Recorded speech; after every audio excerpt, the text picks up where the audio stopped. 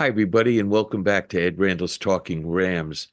Here on this video series, we are paying tribute to those men and women, members of the Athletic Hall of Fame, who distinguished themselves on the field of play and brought honor to Fordham University. We hope that you'll pass the word about this series to all your friends in the Fordham community and have them join us. We continue our series of conversations with a 1989 inductee into our Hall of Fame who became a legend in women's basketball. A four-year starter and co-captain her senior year, she ranks 14th on the all-time scoring list with 1,164 points. After graduation, she returned to Fordham to serve as the team's podiatrist. We welcome back to Fordham one of our basketball greats, Dr. Marianne Bilotti. Doctor, it's a pleasure to have you. Thank you so much for being with us. Tell us about your life before Fordham. Tell us about where you grew up. Okay. First of all, thank you, Ed, for it's an honor to be here. Well, I grew up in northern New Jersey, in a town, Livingston, New Jersey, and I lived with my grandparents. My family lived with my grandparents, and we came from an Italian American household, so we were a very tight-knit family. And growing up, I was a real tomboy, I guess. I was always involved with sports. And at the time, there weren't as many opportunities for women to get involved, especially like in the grade school ages. But I went to an all-girl Catholic school, Mount St. Dominic Academy in Caldwell. And that's where, we started to play women's basketball. That was really the only sport that we were able to play. And that's really how I got into playing basketball. But growing up in New Jersey and in my tight-knit family, that was a very special time. And, it really was something to see how, and I say that, where we came from to where I wound up is really a miracle in itself.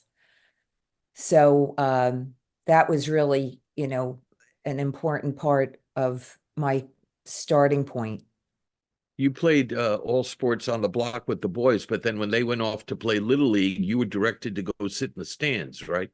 Well, you see, that's what we had to do, and I would play with these guys all day. I was the only girl playing there, and then they would go to the Little League, and we did have to sit in the stands, and I used to be very resentful of it because I knew I was better than half the kids out there.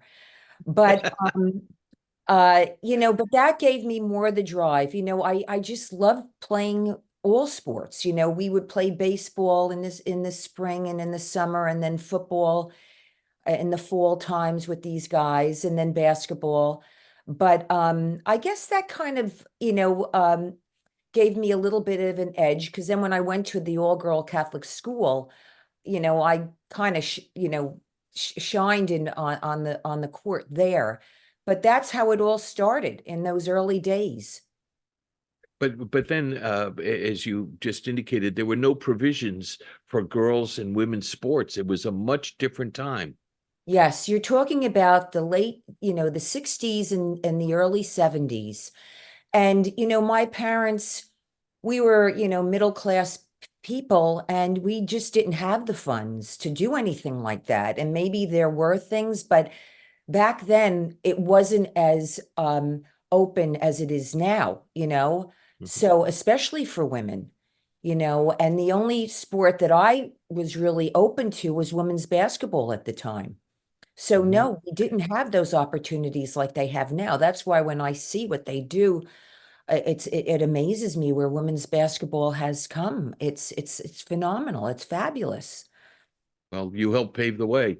At Mount St. Dominic's Academy in New Jersey, you go out and you score your 1,000 points, and you made all county in the Catholic School League.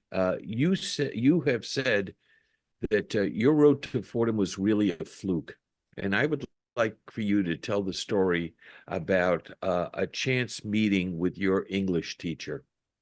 Well, it was very interesting. And I really believe, when I look back, the hand of God, sometimes you wonder how your life goes. But I was, very athletic, and I was recruited to play in my senior year to Seton Hall University. Sue Dilley was the coach at Seton Hall, and they were pretty prominent at the time. They had approached me, and I was pretty well set to go to Seton Hall. And my mother was very happy because coming from this tight-knit Italian family, my mother wanted me to stay home. I was the first college, going to be one of the first Mhm. people to go to college in my family. And my mother was, very proud, but she was kind of still that wanted me to be under her wing. But anyway, Mrs. Evans was one of our English teachers at Mount St. Dominic Academy. And out of the clear blue, Mrs. Evans came up to me one day and she said, Marianne, I understand that, we know that you're such a great women's basketball player. My next door neighbor is Pete Carlissimo, and he is the athletic director at Fordham University. Well, I didn't know Pete Carlissimo from a hole in the wall. I knew of Fordham University. I used to watch them, when Fordham was in the NIT, on basketball, and I knew about it, but not that much, and no idea that, where Fordham was or anything. She says, my daughters go to Fordham, and my younger daughter, Cecilia, is going to go to Fordham to visit her sisters. Why don't you go up there and I'll introduce you to Pete Carlissimo? And something inside me just said, what the hell? Let's just try it. Mm. So I had to tell my mother, that I didn't want to tell her I was going to the Bronx because my mother, and at the time, the Bronx was was a tough place back in the Yeah. 70s. Being a Mhm. protective mother, we were always, she always wanted to know where I was going. So I made up some kind of story that I was going with Mrs. Evans' daughter. My mother always thought that was so prestigious. So I wound up going to Fordham University. And I remember that day going up and visiting the school and walking on the campus of Rose Hill. And when I walked there, I just had a feeling this is where I had to be. It was just my idea of college. And I wound up meeting Pete Carlissimo. He was a gentleman to me. And I also wound up meeting Kathy Marcelino, who was the new women's basketball coach at the time. Now, Kathy, I think it might have been her first year there. And she had recruited Mary Hayes, the first official recruit to play women's basketball. She was a girl from the Bronx, and Mary was fabulous. She was our point guard. And I talked to Kathy, and she said, maybe you would like to maybe consider it. So I kind of came home, and I remember telling my mother my experience, and my mother never saw me so enthusiastic and happy. And now I had to make a decision of what I was going to do. And, I was a real homebody. I was very close with my parents. I always had like a homesickness. And my mother knew that. She said, well, you know how you are. Do you think you could do this? And I said, Mom, I think I could try to do this. She said, well, okay, and I still didn't want to tell my mother where Fordham was, in the Bronx.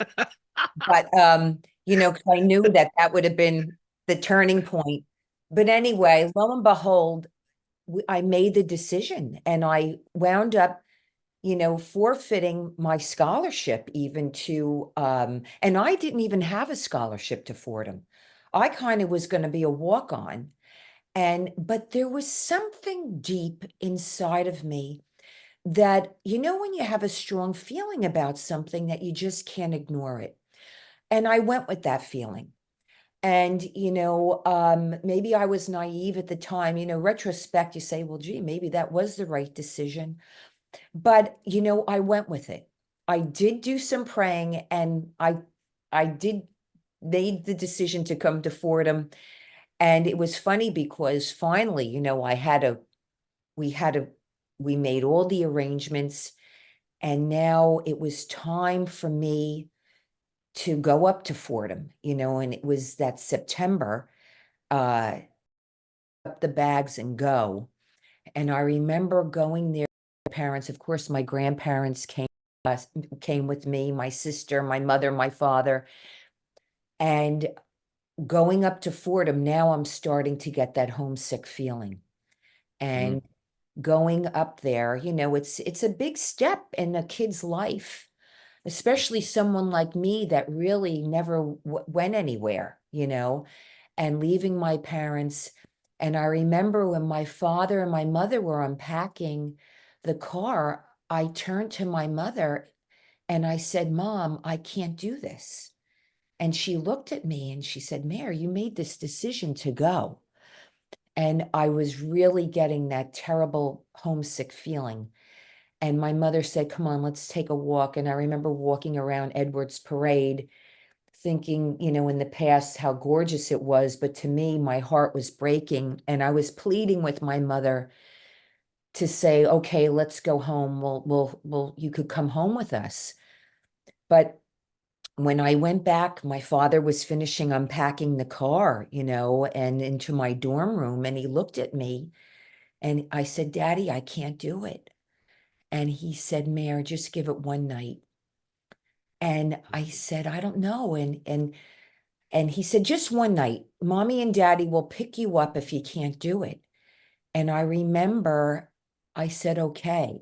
And that night there was a wine and cheese, where we met all our Hmm. classmates or whatever. And I kind of over it. But my parents were so upset over this. They made a wrong turn and wound up in Connecticut instead of going to Jersey. And that was a big deal. But let's just say that, you know, it's interesting, Ed. Today, my father passed away over the summer, and today is his birthday, February 13th. And it was really my father who was the one who gave me the encouragement and the confidence to say, Mare, do it. So I have to, thank my dad for kind of kicking me out of the nest. So here we are. Um, at what point in time did you realize that you had a special basketball talent? How young were you?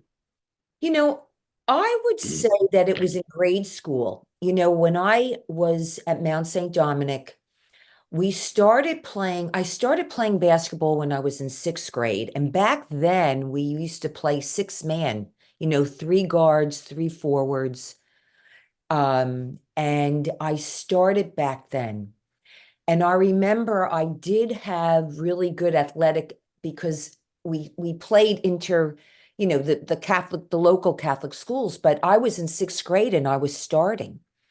And, I was with the eighth graders, So I knew that I had some athletic ability back when I was in grade school. And then it kind of went on in high school.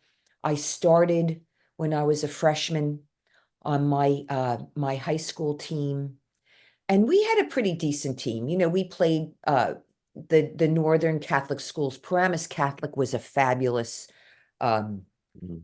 Catholic school. A lot of girls went on to play at Penn State, and some of the big colleges. Some of them were recruited back then, and I was pretty competitive with them. The thing was, that when I played my season, it was done. It wasn't like now where, okay, we're going to play in the summer, we're going to play all these Mhm. other things.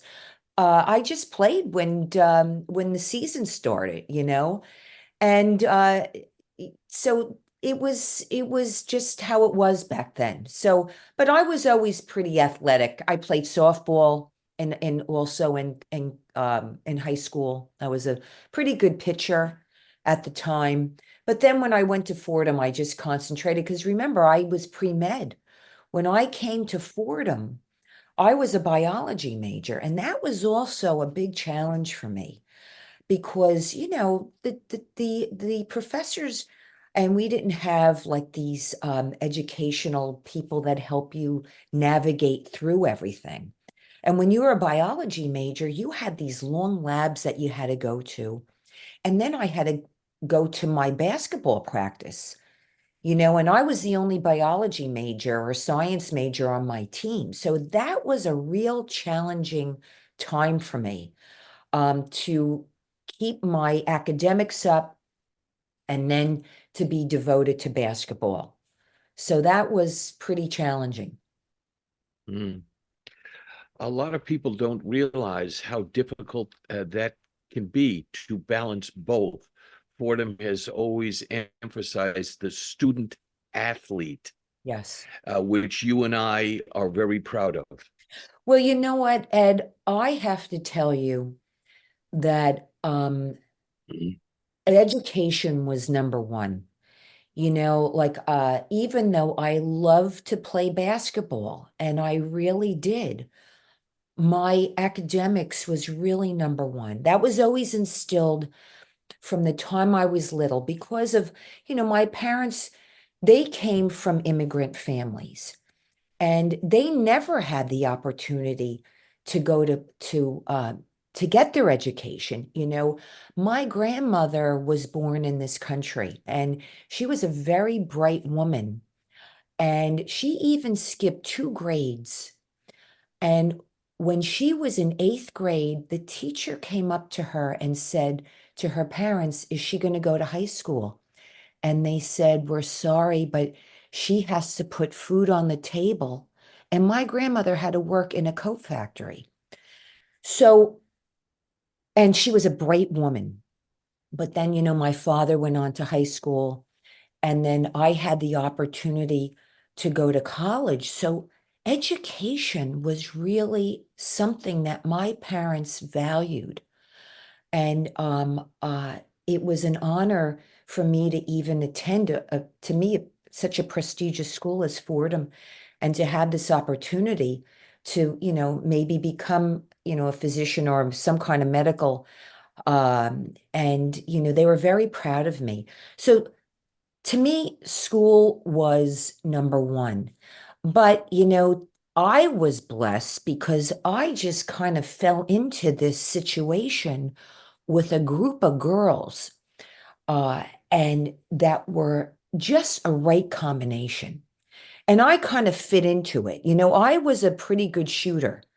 I was a scorer. I was like a forward. But when I played, I kind of fit into the roles. Now, my friend Anne Gregory, as you all know, Annie was recruited to play for Fordham. We were our teammates together, so she was our center, and Mary was our point guard. I kind of fell into the Fordham to the forward position, but little by little, we all started to get this thing going, and it became a very successful you know, women's team, and we made it up to almost to the final eight, you know, and that was such a big miracle in itself. Mhm. Never in a million years did you think you'd wind up at Fordham. And that Fordham didn't give you what Seton Hall was going to give you, which was a scholarship. And your family was living through you and your success because of the opportunities that you were afforded that they were not afforded. That's true. That's very true. You know, my parents were very proud of me. And you know what, I did it for me, but I did it for them. I did it for my family because I knew how much my family had sacrificed to send me to Fordham. You know, it was a real burden for for my family. My father worked very hard, you know, and I didn't want to let them down. I didn't want to let my family down. And, you know, in retrospect, it pushed me onto, you know, career beyond my wildest dreams, even to where I am today and the other opportunities that it afforded me. But, you know, I was blessed to be on such a good team. I had these accolades at Fordham, you know, being scoring my 1,000 points. That was crazy because when the night that I really scored my 1,000 points, we were playing West Point, and they were really tough, and they knew I was going to score my 1,000 points that night. And what happens? I get hurt. I we're putting up a full court press, and these girls plowed into my knee, and I fell, and I knew something wasn't right with my knee. But Dr. George Zambetti, he was the team doctor, and he goes, Marianne, I think it's okay. I think you'll be able to finish out the game. And I was going to go in and tell Kathy Mussolino that I could play, and I felt my knee wobble, and I just sat there. Luckily, I did. I had enough sense. But I that was the last time I played, but there was something with the scoring that they said that I had scored it like 2 or 3 games ago. They didn't calculate the scores properly, and I had surpassed my 1,000 points. So anyway, that's okay. In a way, it was a blessing, but I ended my Apparently, these were not math. Apparently, these were not math majors. no, there were a lot of things, but that's okay. But I did, I wound up beyond 1,000 points, and but I ended it like in the I think it was January 23rd was my last game, and I had to have I partially tore my anterior cruciate ligament, but I had to sit in the bench and support my team from the sideline. But that was interesting. That was a way to end my career, but it was okay because my knee's been stable ever since. At what age did you think that you might want to become a doctor? I was always interested in the sciences. Back when I was in grade school, I was very I remember when getting a microscope for Christmas one year. And my father would have this fish tank, and I would have you know, frogs in my basement. I drove my mother crazy because I was a real, and I tell you, tomboy. I was my father's, dream, because I would go fishing with him. I used to clean the fish. Nothing bothered me with that. And I always found it so interesting. So I knew I was going to go into the sciences. But then as I was in high school, I thought that medicine was real. I wanted to be, and then maybe even um sports medicine, something like that. And that also was an interesting thing because when I played to make extra money, I wound up working in the training room as a sports athletic uh, person with Jimmy Wilson. Jimmy Mhm. Wilson was the head trainer at the time, greatest guy in the world. The And greatest. well, he really was. I don't know if when you were there, Ed, if you had the opportunity to, No, he was no, he maybe was there when he was was there when there. I was there. Well, Yes, I Jimmy loved him. Jimmy was the father figure, but Jimmy had this personality that made everybody feel at ease. And, and to think, when you think about what we have now with, sports medicine and a million trainers and this and that, he was the only trainer taping everybody's ankle, Right. men, women, everybody. And he had asked me, he said, how would you like to make some extra money? Help me tape some ankles. So what I did was I wound up working in the training room to make some extra money. And that's how I kind of got interested in the sports medicine aspect of it. And I used to tape ankles for our team when we went to away games because we didn't have enough trainers at the time to even do it. So I see if a girl got hurt, I would run out on the team to put ice and everything. So that was kind of my introduction of sports medicine in a way that led me into where in the field that I got into because I noticed that a lot of the injuries that came into the training room were related to the foot, the ankle. So when it came time to apply to medical school, my grades were good. I had good grades, but back then you had to have like astronomical grades to get into medical school. And I realized that, I don't know if I would have been able to, but I started to look into different pathways in medicine. And Father Boyd was my advisor. And I remember visiting him, and on his in his office, he had these books. And talk about how God leads you. I went into his office and I was looking at some of the books there, and he had something on podiatry school. So I took out the book and I'm looking through, and I said, this is interesting. It's a 4-year program where it's a one-track medical school in a way. You could do surgery, you're a physician, but of the lower extremity. And there was a podiatry school in Manhattan. There were about 5 in the country at the time. So I started to look more and more into that. And that kind of is where I my idea of maybe this would be a better opportunity for me. As a matter of fact, in the summer, I used to be a waitress, and I used to have such bad shin splints. That was my big problem when I played women's basketball. I had terrible shin splints, and I went to a podiatrist and I had orthotics made that made all the difference in my play, that it helped me. So that was kind of what geared me toward podiatry school. So when I graduated Fordham, I went right to the New York College of Podiatric Medicine, and Jimmy was happy because he said, Marianne, maybe you could, do the feet. George could do the knees, George, the and Betty. And that's exactly what happened. Jimmy was so great. I love Jimmy. And when I went to podiatry school, I would still go up there to help him. I would go up there and help him. And I would even bring my classmates with me to say, hey, would you like to come to the training room? I have a great guy who's open to, showing you how to tape ankles and things like that. And that's how I kind of kept my foot in the door, pun intended, to Fordham. And when I graduated and became a podiatrist, Jimmy had asked me, and he was very open, and I worked in the training room. And that's how I would come up to Fordham once a week, and he would have a whole line of athletes waiting for me. And all kids with foot and ankle problems, I would take care of them. And that's how it kind of all blossomed. So that was how it all started.